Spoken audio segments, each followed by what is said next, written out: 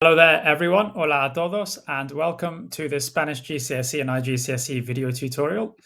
So, in this particular tutorial, we are going to look at how to learn grammar and vocabulary, an essential part of language learning. Particularly, of course, for any students doing their GCSE or iGCSE in a foreign language.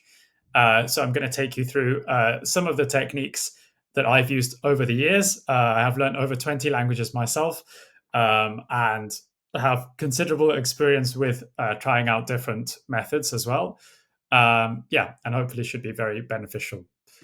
So, I'm Dhananjay Talwar, and I studied French and Italian for my MA degree at the University of Cambridge. I graduated back in 2015, some time ago now, and I've been an educator, mostly a tutor, since that time. I've learnt more than 20 languages myself in all to different levels, including at least 9 to fluency. Spanish is one of those, of course, which I learned outside school before practicing a lot. Um, it's a real hobby of mine and likely always will be something I'm very passionate about. And I equally enjoy motivating my students, giving them the tools to be able to learn languages quickly and efficiently, but while having a great amount of fun at the same time, and ultimately helping them get to their target grades. So I've helped more than 500 different students to achieve or exceed their target grade in language GCSE or iGCSE exams while a full-time tutor. I've taught about 8 languages so far to GCSE or iGCSE level, and several of those at higher levels too. So that's just a bit on my background. Now, these are the Spanish GCSE and iGCSE exam boards as of August 2025. This particular video is very much general. We're looking at how to learn vocabulary and grammar generally. So it should be relevant for every single student who's studying any one of these exam boards at all. But there can be differences from exam board to exam board. So it's certainly good to be aware of those as well. And I should also mention that AQA and Pearson Edexcel GCSE, the first 2 exam boards mentioned here, they have somewhat changed their format and syllabus of their papers from 2026 onwards for language GCSE exams. And they do now have a defined vocab list, which many students of those exam boards might well be pretty pleased to hear. Which means that there is a series of about 1,200 words for foundation tier for both of those exam boards and 1,700 words for higher tier, which is the core vocabulary which can come up in your exams. And you're unlikely to really come across many words outside of that list at all. So if you're learning vocabulary and if you're studying AQA or Pearson Edexcel GCSE, definitely use that vocabulary list as a starting point, without a doubt. Here, though, we're going to look at ways of learning grammar and then vocabulary more effectively overall. And I'm going to give you some tips based on my huge language learning and tutoring experience. And we're going to start off by looking at grammar first before moving on to vocabulary.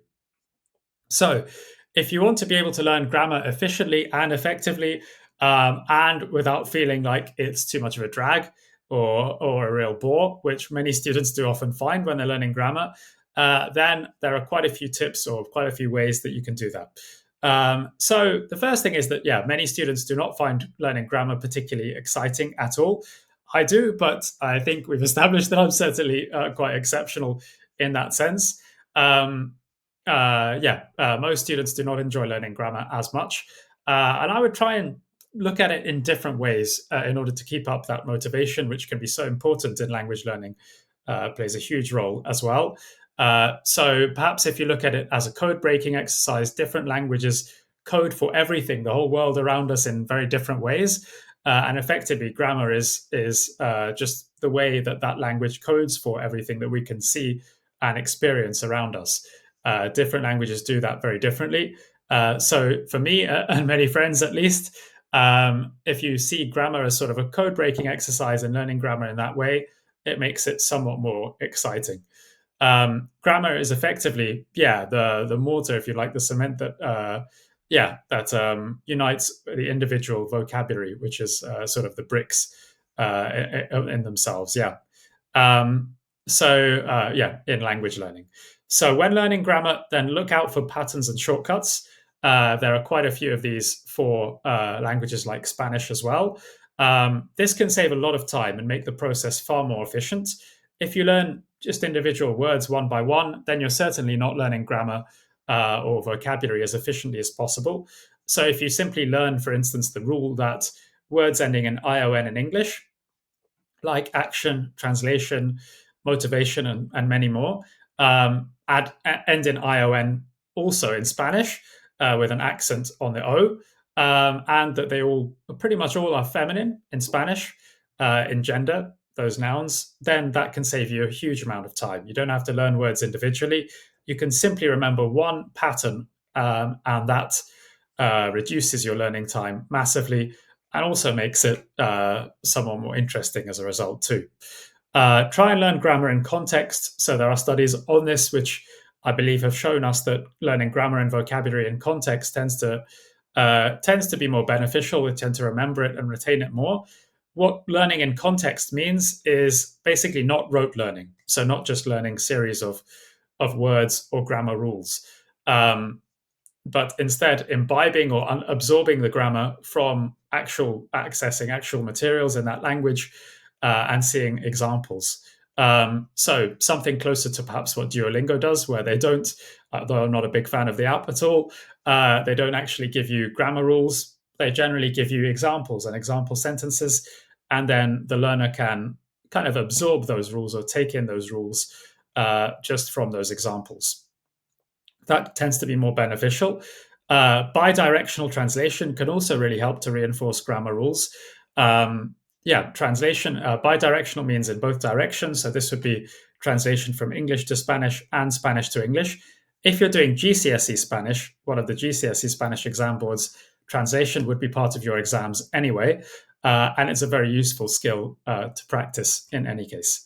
If you're struggling with particular aspects of Spanish grammar, such as specific tenses, say the preterite tense or conditional tense, or particular parts of grammar like forming present participles or gerunds or knowing when to use those, forming past participles, and so on, then I would definitely consider using a grammar workbook.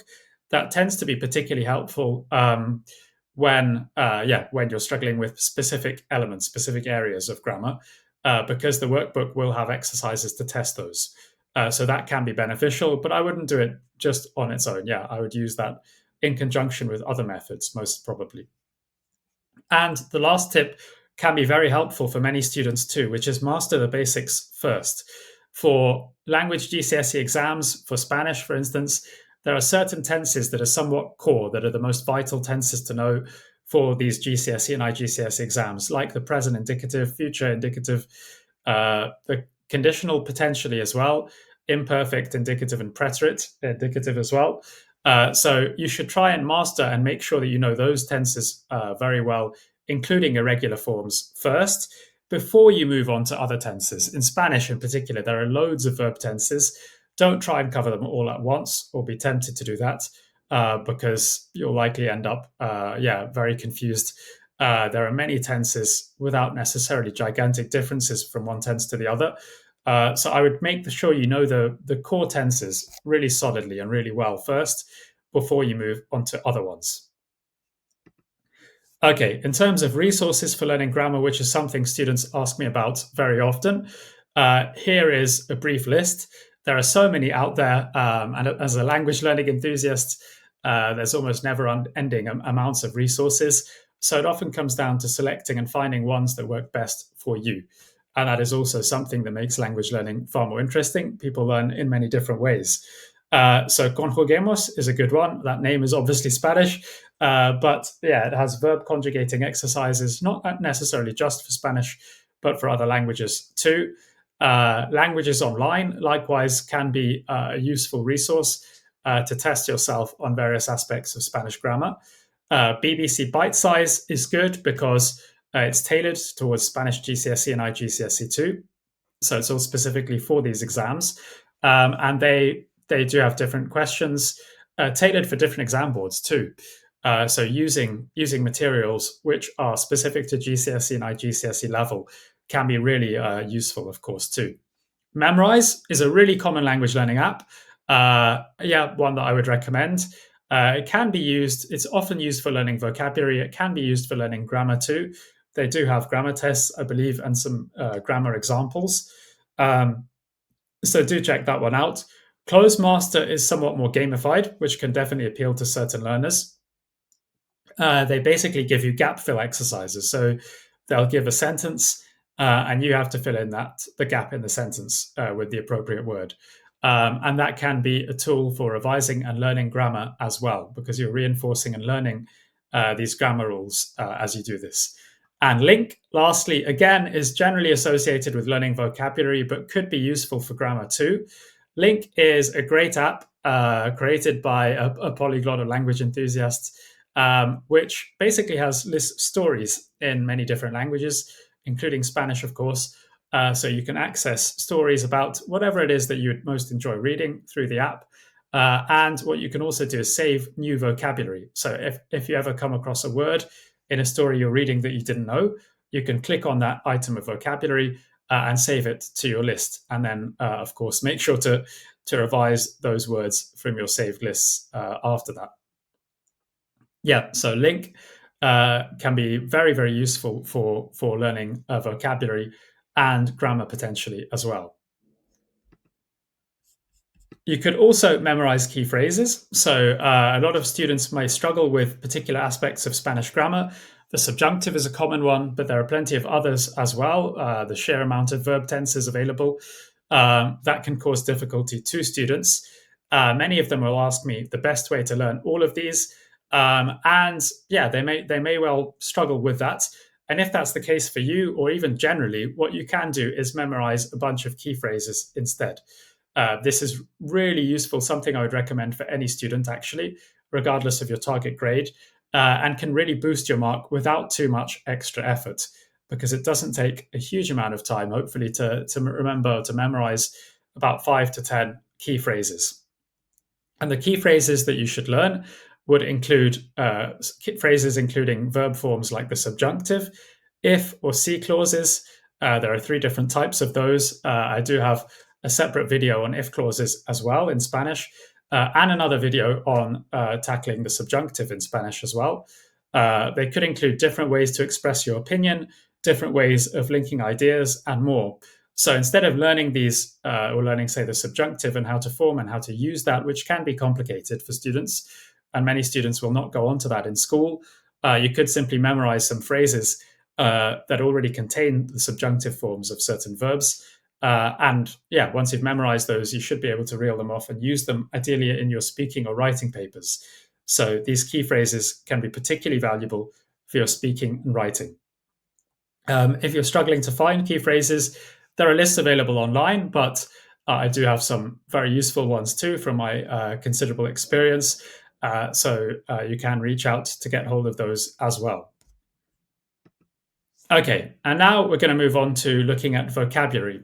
So vocab, those are basically the building blocks, the bricks that are tied together by the grammar. But yeah, you can't have one without the other. You can't speak or use a language without both vocabulary and grammar, and having both at your disposition. So you do need to learn vocabulary as well. And yeah, there are various methods that tend to be more efficient when it comes to vocab learning too. So learning words in context, again, tends to be more useful and more efficient than rote learning. If I think back to the words that I tend to remember the most, those are often words that I've encountered when reading a foreign language like Spanish, or say watching a film or coming across them naturally, where there's some kind of context around it. For some reason, that does tend to stick in people's memories more. Rote learning, on the other hand, refers to when you just learn, say, lists or pieces of information individually. And I know that that is what school teachers will often get students to do when learning a language. So that is something that GCSE students may often have to do. If you are using, say, vocab lists or rote learning vocabulary, then what I would recommend is writing it down. Yeah. So, and grouping the words together by a theme. So try and learn words that all are related to the same thing, for example, food and drink, or sports or free time activities and so on, all at the same time. So at least there is some logical link between the different words, and it's not just a list of random words, which would be harder to memorize. I would write them down as well. The way I would uh, go about learning new vocabulary from a list is try and read the English and Spanish aloud in pairs. Yeah, so the English and then Spanish translation for each term. Then I would try and cover up the English and write that down from memory just by looking at the Spanish, and then move on to covering up the Spanish and just trying to write the Spanish out from memory with only the English to help me. And if you can do that, if you know the Spanish off by heart with the correct spelling, then that generally means that you know that item of vocabulary very well. So those are sort of standard techniques for using vocabulary lists. But you may well find that it's better or more efficient for you to move away from vocabulary lists if possible as well. Yeah, I would definitely recommend writing down new words if you come across them, even in context, say while accessing Spanish material. Try and write down new vocabulary and then spend a bit of time committing them to memory later on. Um, Other techniques that can really help include word associations.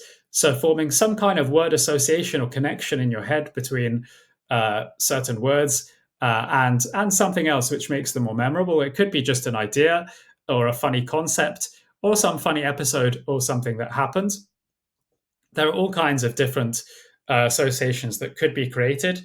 And the weirder they are, the more memorable they tend to be, actually. So, actually, the words that I'm least likely to forget are the words where I've made some funny mistake in Spanish or in different language in the past, because every time I say that word or every time I come across that word, it reminds me of that funny episode where I made a complete fool of myself in front of loads of people when trying to speak Spanish or a different language.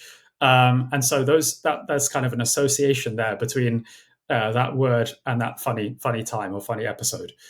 So word associations can be really useful when learning vocabulary, and you can customize them and create associations that work best for you. Mnemonics refer to when you've got basically a series of the first letters, of a word. Each of those first letters of a word or some idea refer to something else. For example, in English, we use the mnemonic "Richard of York gave battle in vain" to remember the different colors of the rainbow and the order of those. Mnemonics can be very, very useful. They can be, shorter or more efficient ways to remember and to learn a great deal of information. So you could use mnemonics, for instance, to remember all of the verbs with irregular past participles, for instance, or all of the verbs that have some irregularity in their present tense, if that works well for you. Spaced repetition is another common way to learn vocabulary. Anki is still probably the king of spaced repetition apps, the most popular one. So do check that out if you think it's useful for you. Spaced repetition is a method for learning vocabulary, whereby, generally through apps like Anki, whereby if you get something right, if you answer a question right, you'll be shown that item of vocabulary or that question less often. And if you get it wrong, it will come up more often. So that relies on vocabulary decks, basically a deck of different words, often related to a specific topic or theme that you go through and try and learn at the same time. And then the app will test you on it and show you that particular piece of vocabulary. And the frequency is determined by how often you get the questions right or wrong. Spaced repetition doesn't work too well for me, but I know it does for many students out there. So you can play around with it and see how it goes for you. Okay, now we come on to resources for learning vocab. There are many of these, so I've just chosen some of the most common ones. Quizlet, Anki, and Memrise, these are all quite common language learning apps. Anki, as mentioned, is for spaced repetition, where there are vocab decks, and as you test yourself, you'll come across certain words more often if you keep getting them wrong, and less often if you answer the questions on them correct. So that can be very useful for many people for learning languages. Quizlet and Memrise are also very popular. And particularly Quizlet, I would really recommend for learning GCSE and iGCSE vocabulary. Because if you go on the app and simply type in the name of your exam board, Spanish GCSE or iGCSE, and even the topic area you want to practice vocab for, you should already find many decks, vocab decks on there for that specific topic area. So you shouldn't have to create them from scratch. Similar for Memrise, which can be useful for vocabulary as well as grammar. Both of them will have vocab decks, and they should test you on vocabulary pretty regularly too.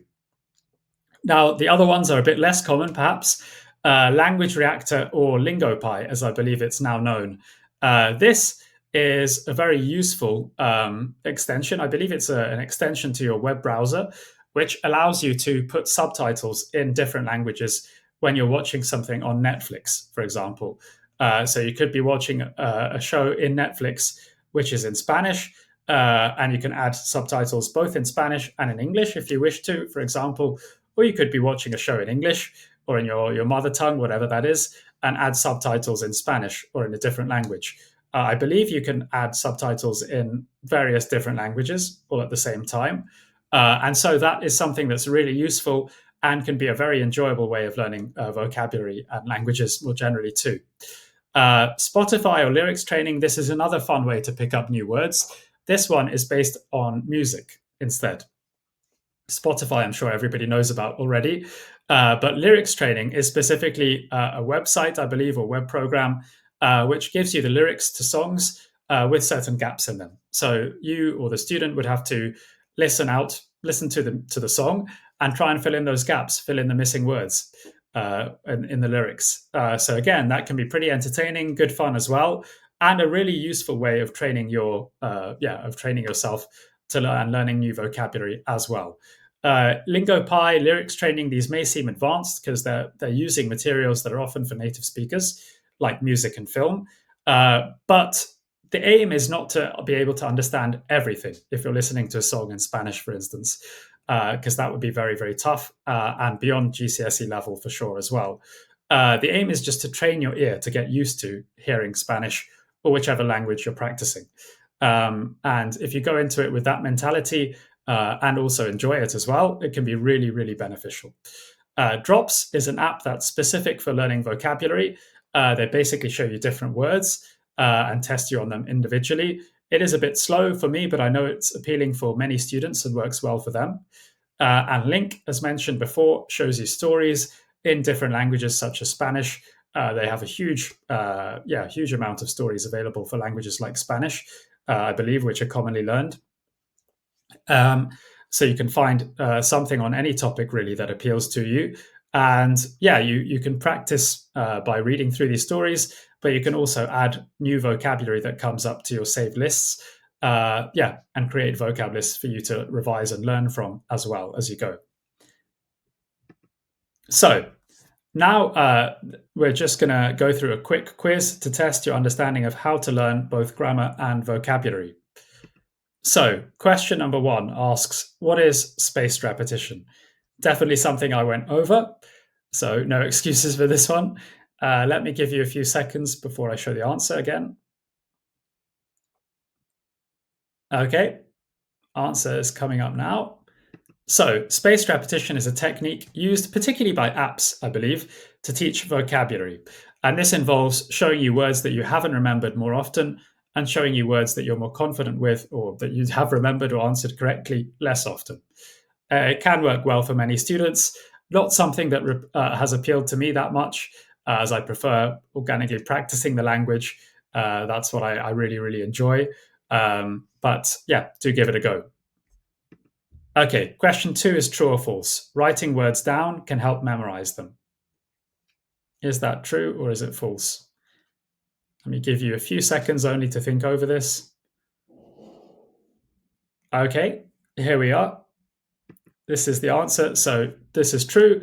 Writing down individual words can help commit them to memory, and this can be a useful technique, but there are so many out there. Different people learn in many different ways.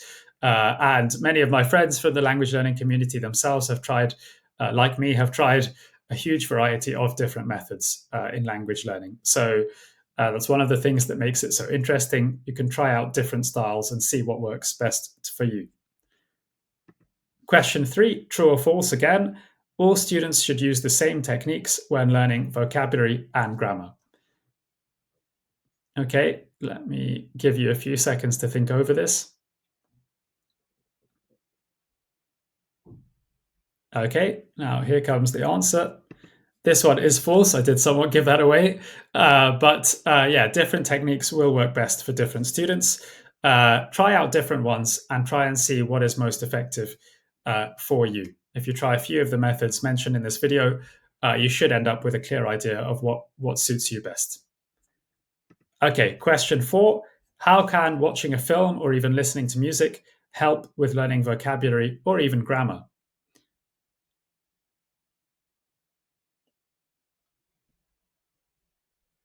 Okay, I will reveal the answer to this now. So, watching films with subtitles, most likely, or listening to music can really help you to pick up new words. You can also absorb grammar rules too. Yeah, from accessing and being exposed to the language. And it's obviously a very fun way of learning languages too. And keeping up that motivation to learn languages, to learn whichever language you're studying, can really make a difference. So that's something that you can do, of course, in conjunction with other methods, like using your textbook or making sure that you understand all of the GCSE and iGCSE syllabus. I certainly wouldn't only watch films or listen to music. That's just a supplement, yeah, along with other methods. Okay, if you've got questions about anything here, or if you'd like to know about more personalized help, which I do offer too, then you can get in touch by email, via Facebook, or Instagram.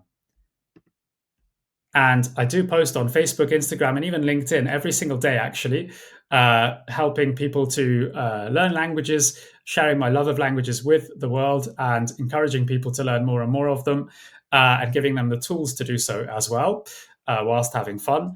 I do post a lot on GCSE and iGCSE language exams too, though, including how to revise, how to get in the right frame of mind, creating a revision plan, and much more. So do give me a follow on each of those platforms. I have many free resources available and resources in general for Spanish, GCSE, and iGCSE, as well as other languages. I do one-to-one classes, group classes, courses, and more. So don't hesitate to reach out if you'd like to know more about any of that.